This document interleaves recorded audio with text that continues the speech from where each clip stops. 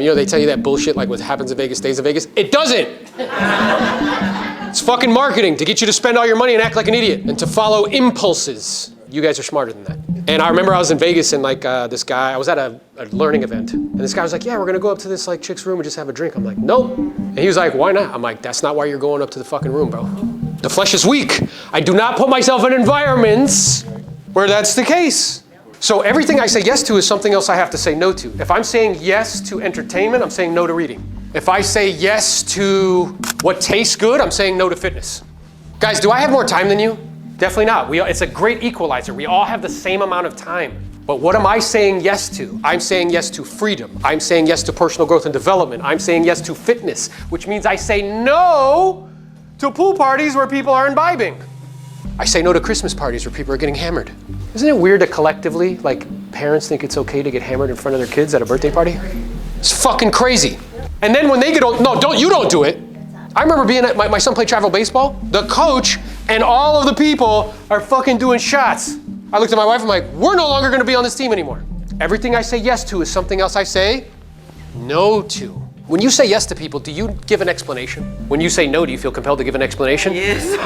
Why? I'm so afraid you're gonna be mad at me.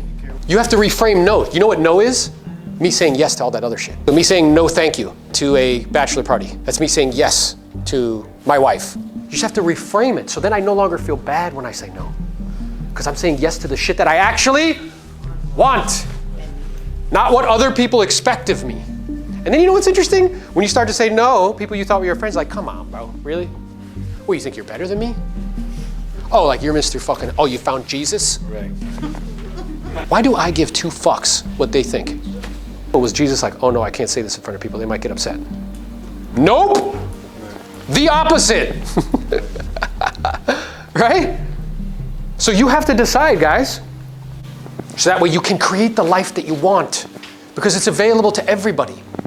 And the reason I'm so passionate about this shit is I know what the opposite feels like. I've experienced it and I don't want anybody else to experience it. Check this out. What am I willing to sacrifice to reach my goals? You can do anything, but you can't do everything.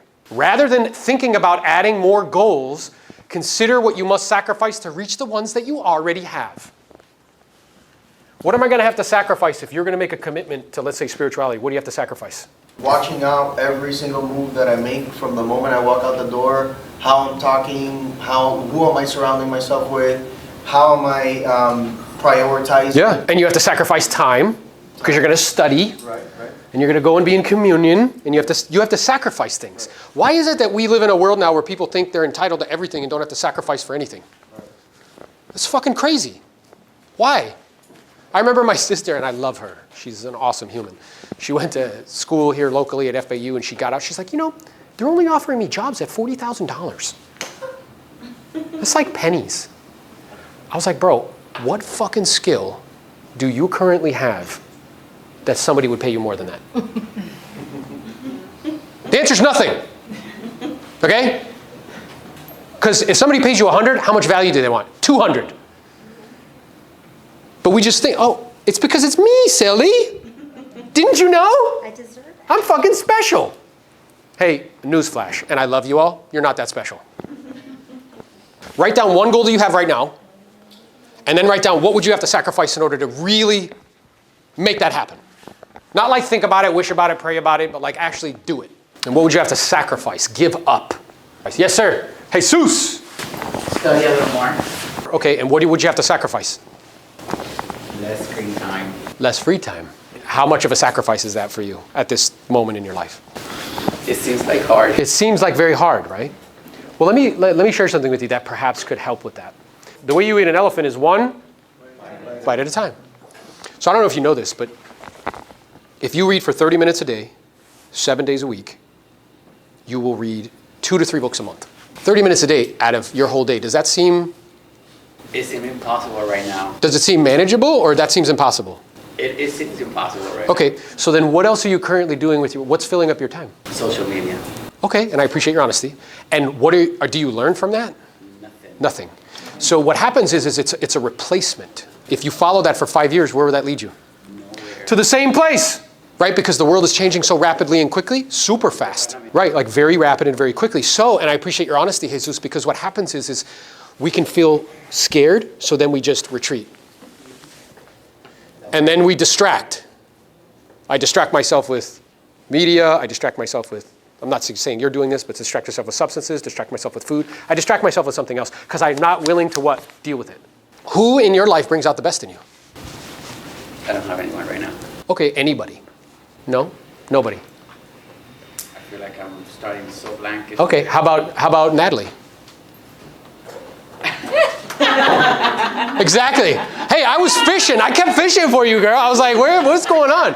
He's like, hey. I'm like, nobody? He's like, nobody. I'm like, are you sure? He's like, yep. Mira, do you see? Inspire me first. Claro, she did inspire you first, but here's what I mean. Is if she's somebody that inspires you, what the word inspire means, the Latin derivative, inspire is to breathe. Inspire means to breathe life into. So if she inspires you, if you spend time with her and you're like, hey, I want to do this reading thing, and you guys had a conversation about it, and perhaps she texted you, like, hey, did you read today? Or let's read a book together. And then you can get together and talk about it. Would that be helpful? That's a plan. And that's where it starts. Now, I'm noticing you're nodding your head as though, like, I want you to do that. How do you feel about it? I agree with you because it's kind of like what I'm looking for, some kind of accountability or partnership. Yes.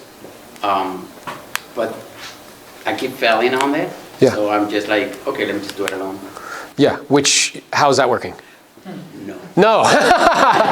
So you just keep coming to the well, keep coming to the well, yeah. keep coming to the well, keep coming to the well. And you keep coming to these events and you keep... Social media is my distraction. Claro, it's a lot of people's distraction. A lot.